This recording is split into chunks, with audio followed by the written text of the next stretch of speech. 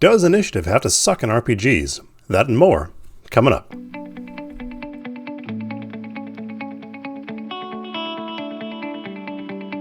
There's been a bunch of discussion around initiative, mostly around 5th edition D&D. Well, at least there was a couple of years ago. I'm late to the party as usual. Mike Merle's talked about using a different initiative die per action and then rolling every round. Matt Colville proposed something very similar. Dungeoncraft recommended getting rid of it entirely.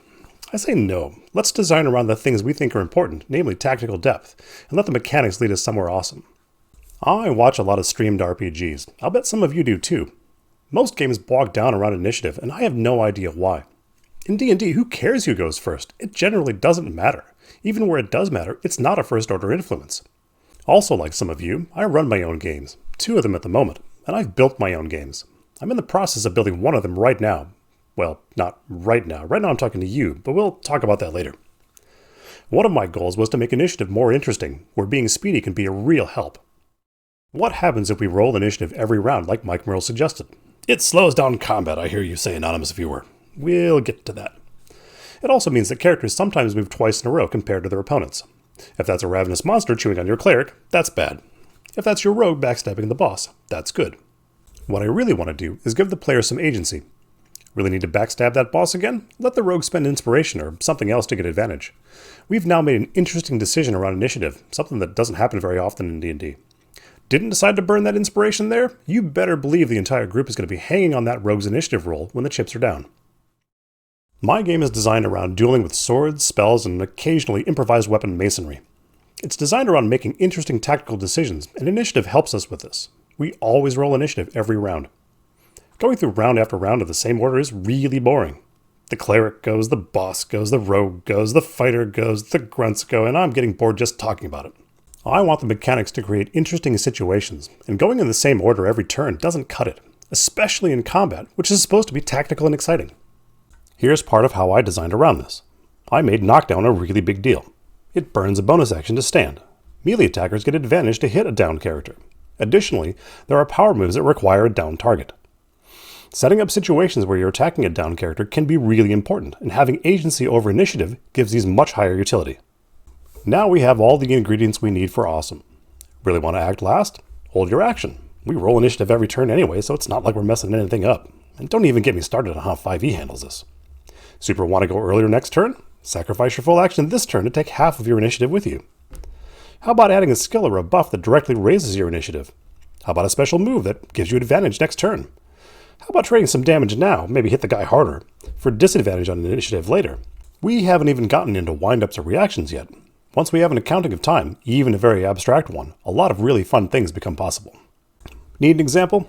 Okay, but before we get there, here's some stuff that'll help. Normal movement in my game is 3 tiles, and if I call them hexes, well, you know what I mean. First up, we have a move called Downstroke, in which we try to knock the target down and deal a bunch of damage.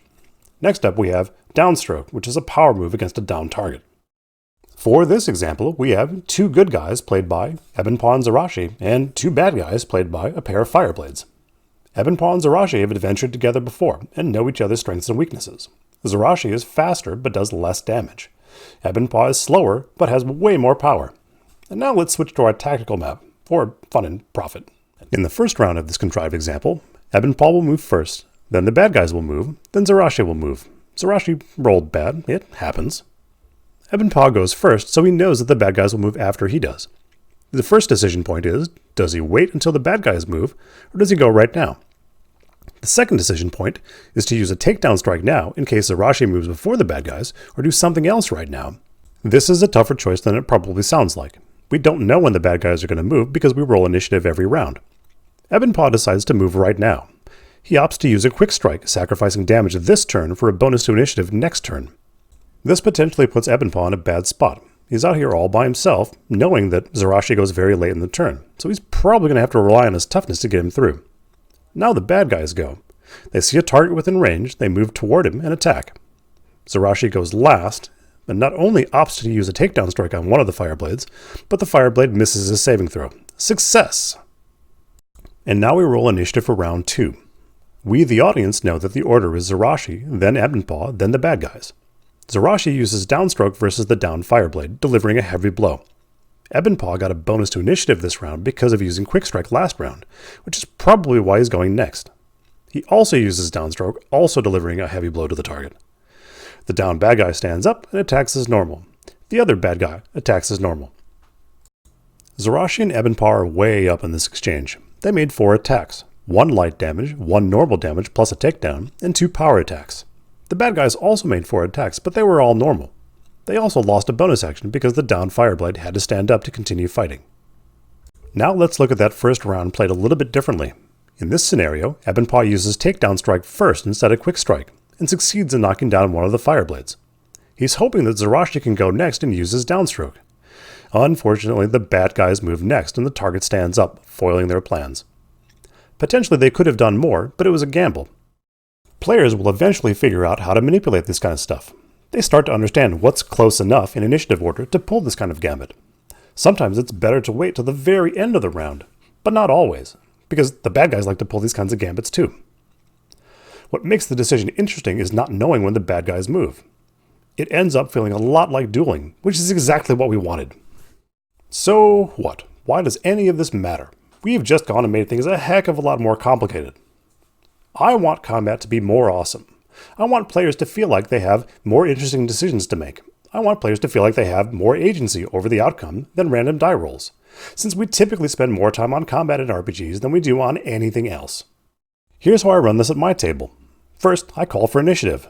Then I roll for the bad guys and maybe some friendly NPCs if there are any, and I go in a prescribed order around the table, usually clockwise. Players figure this out easily enough and will usually give their answer before my prompt. We then tick down from highest to lowest, which sounds way harder than it actually is, and when everybody's moved, the round ends and we roll again. In practice, this works pretty well. People generally aren't confused about how initiative works since we roll it every round. There's excitement around rolling well, and humor in rolling badly, especially consistently badly. Pens, I'm looking at you, buddy. As an added bonus, bad guys that move first seem extra scary, and bad guys with multiple actions fit very nicely within this order. The slowest part is me having too many bad guys on the field and having to add too many numbers. And we're usually done recording in fewer than 10 seconds for a table of 4 to 6. Here's one of my record sheets from Saturday's game. I get one of these per combat. Initiative is here at the top, and I don't need any clips or tokens or anything like that. I just write it all in pencil. It's okay. You can ignore these scribbles at the bottom. We'll talk about that some other time. If there's a trend here, and I'm not saying that there is, this is a deep topic just like everything else. And I hope this can help your game be just a little bit more awesome. If you want to know more, I'll drop some stuff in the doobly-doo, as per usual. But that's enough for one video. Shoo, I'll see you on Sunday.